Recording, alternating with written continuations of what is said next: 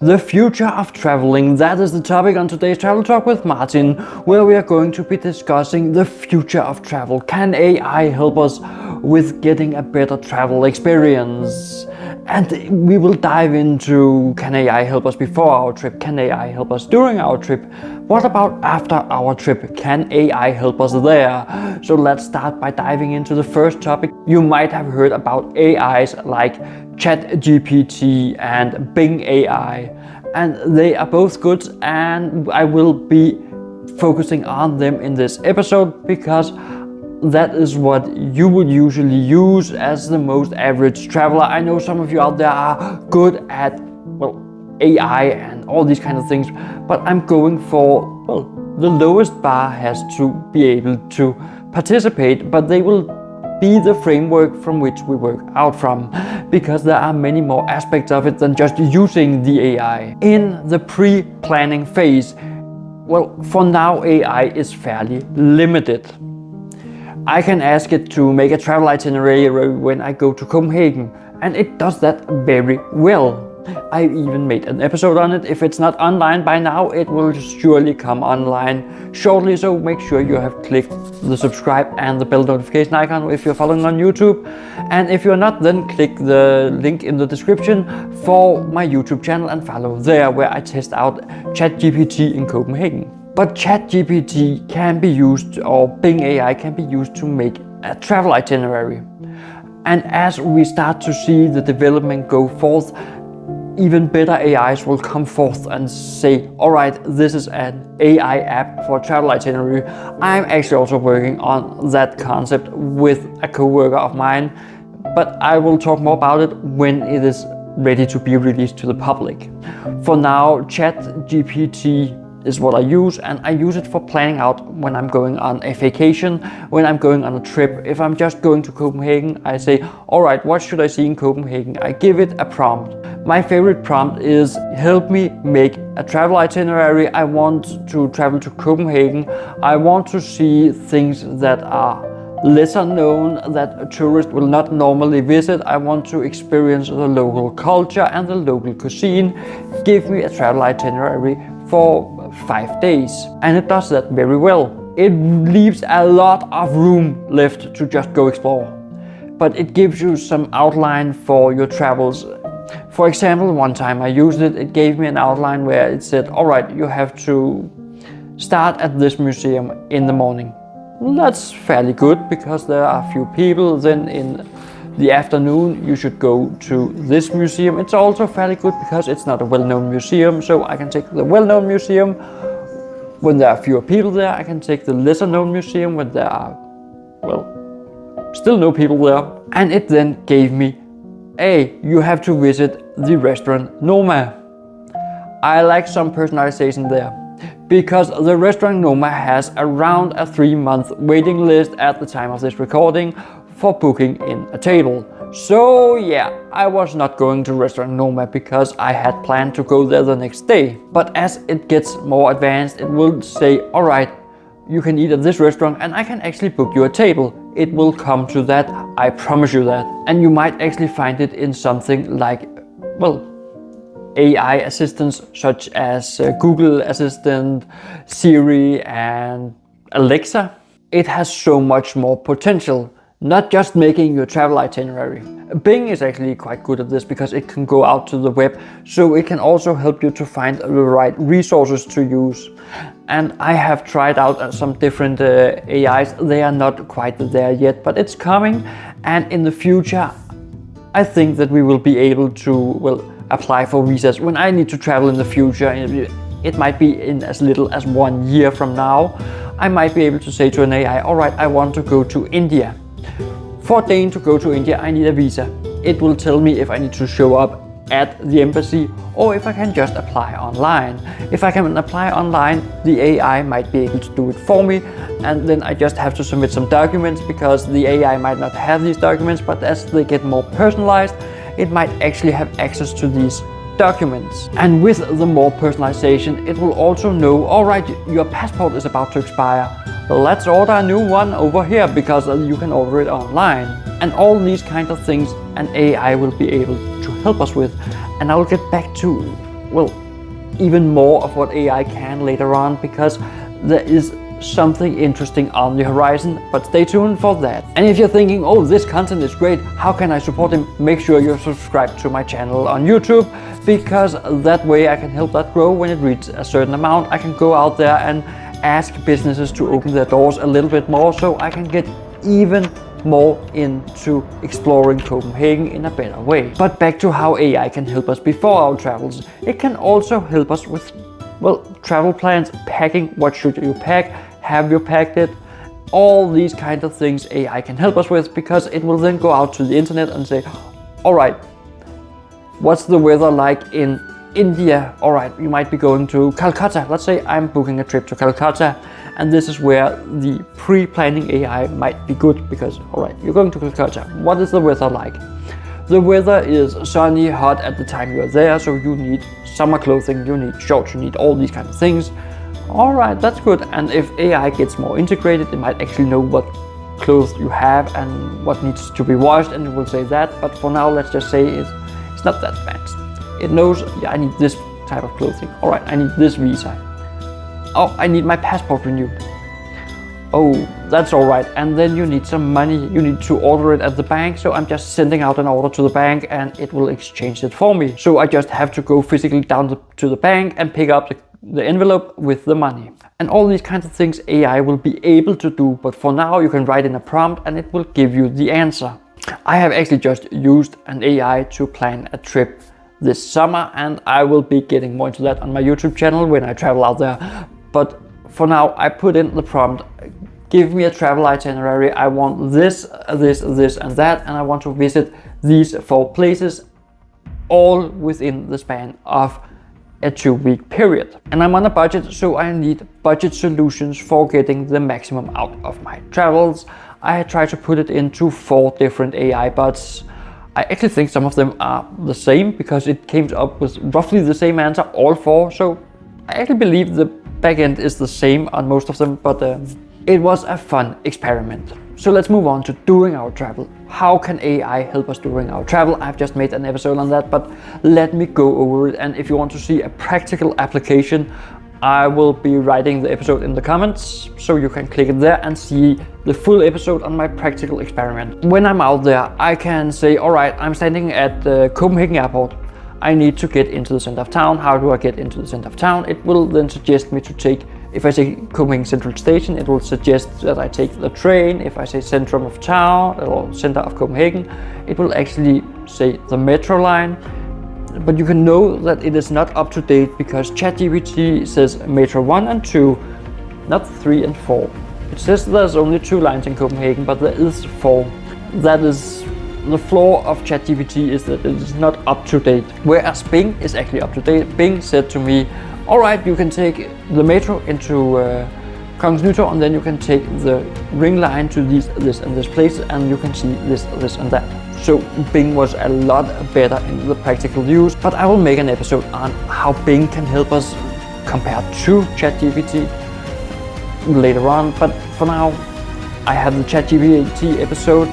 If it's not online, it will come so in a very short while. But when I travel around in there, I can use ChatGPT or Bing to tell me information about the places I visit, so I don't need a travel guide. And what does that say about our future? About our future, it says that, all right, we can use these AI to give us information about where we are. And if it gets access to our location, it might actually be able to tell us without us needing to prompt, I'm standing in front of the Marble Church, what can you tell me about this place? It might actually just say, all right, you're in front of the Marble Church, let me suggest that you just read this, or let me tell you this. Because as they get more advanced, they will also get voices, and then you can hear it instead of just reading it. And that is a great development that is to come. And you might actually be able to just take a pic. You can actually do that right now with some apps. It's not perfect, but you can actually take a picture and say, tell me about this place. And it will find out which place it is by searching the web and say, all right, these pictures are all taken at this place, and that is what you might be looking at. It is not perfect, because I have tried it, and the Marble Church, it put me down in Rome, because the dome was the same as a church in Rome, and it's a bit difficult sometimes. But as they get more advanced, they will be able to help you. You might even get some glasses and just look at the thing and say, oh, help me, what is this? What can you tell me about this? Tell me about the history. And then it will speak into your ear about the history and all these kinds of things. And that way, AIs are great, but they will also be able to help us keep track of our travels. What are we experiencing? What is it that you like to experience? What are you spending a lot of time on compared to other people? What don't you spend a lot of time on? All right, what is it that you spend most time on? Let's suggest more of that. Just like the YouTube algorithm. The YouTube algorithm function with that, if you have reached this far into this episode, it will suggest you over a period of time some other of these episodes, and then you will see more of them and you will spend more time and it will suggest more and more and more, and we will see AI do the same thing as they get more and more access to your personal information. And I'm actually a big, I love to see that, because that way I can get personalized travel experiences, which for me as a travel blogger, YouTuber, well, it might be a bit wonky when it suggests what I should be looking at. But for now, when I'm out traveling, I prompt it, act as my personal travel guide. I like to see this, and that, and I like to use trains, buses, walking and bicycle for transportation. That is my start prompt for the entire conversation. And then I'm standing in the middle of Copenhagen, or I'm standing at an airport in Copenhagen, and I want to see something interesting, and it will prompt me up something interesting. And as I go further along, I can say, I want to see something interesting I haven't been suggested so far. And then we'll go back through the conversation and say, all right, have I suggested any of these things? No, I haven't. All right, I can suggest the palm house at the botanical garden, because I haven't suggested it before. But as it gets into more advanced, it will say, all right, you have already been there, so I can suggest this instead or this instead. And that is great for AI. And let's move on to after our vacation. And remember, I will come up with something that is even more interesting than post, during and after later on. So make sure that you follow until the end. After the travel, you can use AI to sort out your pictures. You can use it to sort out a diary. Let's say you are writing down, all right, this was a good vacation. You are writing a little bit down during your vacation. What did you like? What didn't you like? What was interesting in Copenhagen? What was not interesting in Copenhagen? All right, then a chatbot or an AI will be able to look at that and see, all right, this is what you have written. Let's sum it all up into one big review of Copenhagen, and then you can post it online, which is actually quite a great thing. It can also help you to sort your pictures. It can help you to recognize people. It can help you to do all these kinds of things so your pictures are getting sorted, but it will also be able to help you edit your pictures. I actually have an AI on my computer that helps me edit my pictures and helps me make a travel reel that I can share with my friends. It is not something I will share on YouTube. It's not YouTube material. It's not something I will share on any of my public profiles. But it is something I will share with my friends, because it's funny to just look at the pictures and see, oh, there I was and there I was. It's like the old, pictures that you were sharing. It is just in a more interactive way, because the way it makes it now is that I can stop it at any time and then I can click on it and it will give me a lot of information about the picture. Where was it taken? What is this special place? And it might even search the web and say, all right, I need this information to give you a great description of what you were watching at that time. And as we use more and more AI and it gets a little more advanced, it will actually be able to help you come up with further travel recommendations for your next vacation. For example, if you have had a bad time in Copenhagen, but you have had a great time in Rimini in Italy, where you can stay on the beach all the time and just down there, then it will say, all right, it is the bathing vacation you want. All right, what do we have of great places? But if it's the other way around, it will also suggest, all right, you had a great time in Copenhagen. Try Prague, try Berlin. All right, you like both places. All right, what can we find that has both things for you? All right, you should try Hamburg, because in Hamburg it's not far out to the sea. It might not be the same thing, but it will also be able to personalize this. All right, you might try Sydney in the wintertime up here, summertime down there. because it has both things, and it will make, from what you experience, it will make these travel recommendations. All right, you never fly. All right, by train you can travel to China by going this way, and this way. The next time you want to go on a vacation. And as it gets more advanced, it will learn more about you, and it will actually be able to help you get more personalized. And by now I can hear a lot of the internet warriors out there typing down, but what about data personality and data security? Well, that I'm not going to, because I'm not an expert on that. I'm an expert at enjoying life and enjoying the benefit of, well, AIs. And that leads us to that special thing I've been talking about all the way through, the future of travel. I have seen it. I have seen the beta version of an app. This app is able to track you, where you are. It's able to track what you like by tracking how much time do you spend in this museum, how many pictures do you take in this museum. And then you might talk about data security. I'll return to that. It will also, if you have been at a restaurant, say, all right, can you give this restaurant a recommendation? And then we'll post your recommendation, if you like it to, out to all the places. It is like Google Maps. Google Maps does this already. Oh, have you been there? And we have tracked you to be here. But this app is a next level, because it uses AI to make suggestions. It uses AI to analyze. It uses AI to make sure that, well, the next recommendation you get is great. For example, when you go into a restaurant, you eat at a restaurant, it spots you on the GPS and says, oh, were you here? You were. Great. How did you like it? All right, I didn't like it. It was poor food. It then takes that into the database because it was poor food. Why was it that? It might ask you some follow-up questions to get all the way down to the nitty-gritty and say, all right, you don't like that type of food, but you might like this restaurant over here because you have had 10 similar restaurants you like, and it has great reviews online. So it might actually be good. It will take the data from the outside world. It will never send your data out without your permission. It might it might make your data anonymous. It's a difficult word to say. Anonymize. You know what I mean. It might make your data untrackable and then send it out. But if you are posting to Google Maps your reviews, it will use your public profile. If you're posting to Reddit, subreddit restaurants, it might actually, well, use your username.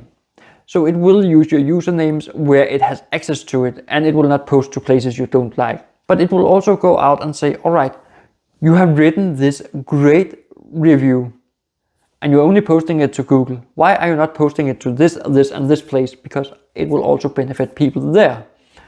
It will be more active in making you a part of the world, an interactive part of the world, a part that reviews items and put them online. It will change the way we travel, because it will start all the way before we go on a vacation. You will make your travel itinerary. It will save it for you. You don't need to say, all right, store it here so I can find it. You just say, store travel itinerary to Copenhagen. And you then say, all right, retrieve travel itinerary to Copenhagen. Or I'm traveling to Copenhagen. You already have a travel itinerary. Should I pull it forward? It will do all these kinds of things for you. It will really, well, make it easier for you. And this is not entirely ready yet for public view. And I got access to it because I have a good friend working on in the team that makes this app, and he showed it to me, and I am so impressed of what it can do already. For example, it can go out and order your ticket online, and then you just have to put in your payment card. It will never save your payment card. They have made it so it can never save your payment card. But with a little trick here and there, it will be able to save a payment card if the users would like it. For now, it can use Google Pay if you allow it to, but it was using, on the phone I tested out, it would use a password, but it can also use biometric data and all these kind of things, just like your bank app and every other app, and it's secured in the same way. So the future of travel is one app to rule them all, one app to post it to them all, one app that goes through your pictures and says, all right, you're on vacation, you have these 5 pictures from the day, should I post them? You can even set it to automatically post pictures and it will pick out, oh, this is a good picture, it has a great composition, I will use that. If you're interested to know more about the future of travel, well, remember to subscribe, and if you're following on YouTube, then check out this video right here. Another great podcast from me.